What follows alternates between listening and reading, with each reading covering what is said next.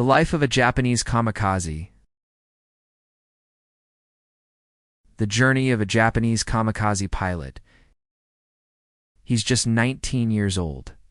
Below him, the vast Pacific. Ahead, the might of the American fleet.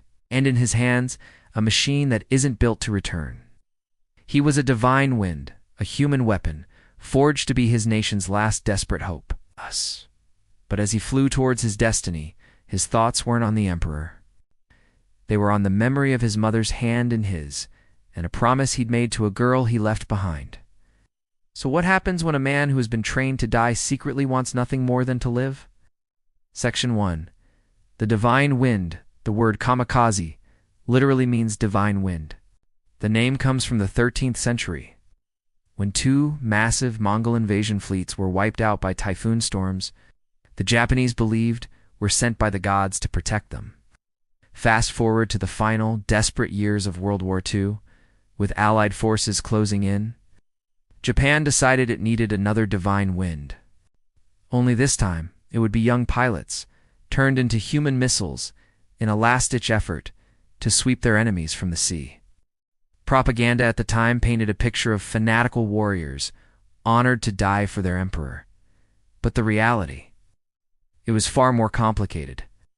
Indoctrination was certainly part of it, but for so many of these young men, the motivation was deeply personal. In their diaries and letters, they didn't write about military glory. They wrote about wanting to protect their families, their homes. One pilot, Hisao Horiyama, remembered thinking, "I just wanted to protect the father and mother I loved." They were kids, really many still in their late teens and early 20s, pulled from universities and thrown into a war that demanded everything from them. They were trapped between intense social pressure to do their duty and the simple, human desire to live. Section 2. Forged for a final flight, kamikaze training was brutal. It was designed to hammer a fighting spirit into you through harsh discipline and endless repetition. Pilots learned the incredibly difficult skill of crashing a plane into a moving ship. They had to drill how to handle an aircraft weighed down by a 500-pound bomb, how to dive from high altitude or skim just above the waves to dodge radar. And maybe the hardest part, how to fight the instinct to flinch or close your eyes at the very last second. But even with all this preparation, a mission didn't always end in death. A lot of flights were aborted.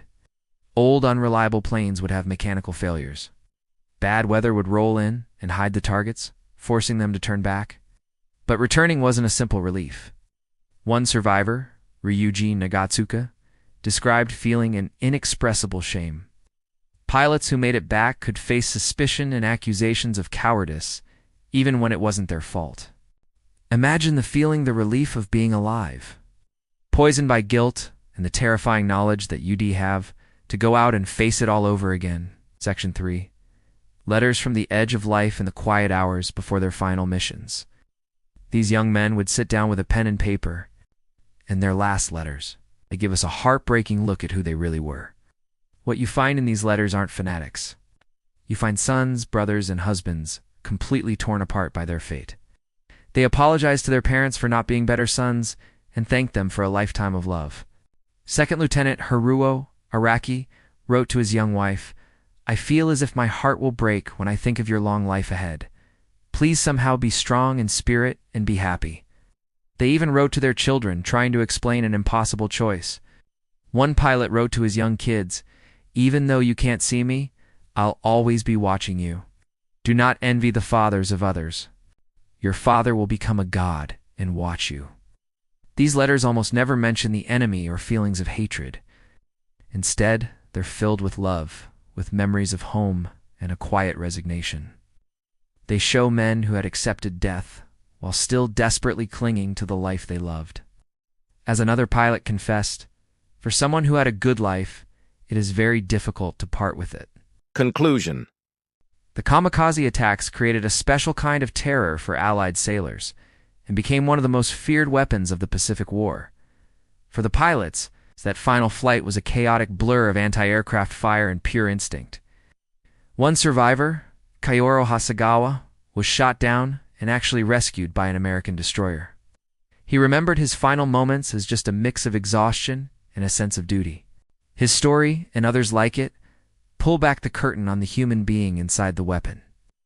Many who survived, like Hasegawa, even reconnected with their former enemies years later, finding forgiveness and friendship. They didn't speak of glory. They spoke of the tragedy of war and their gratitude for the peace that followed.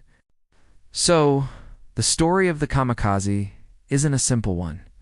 It's not just about fanaticism. It's a story of incredible pressure, of personal love, and of a generation of young men who were forced to make an impossible choice.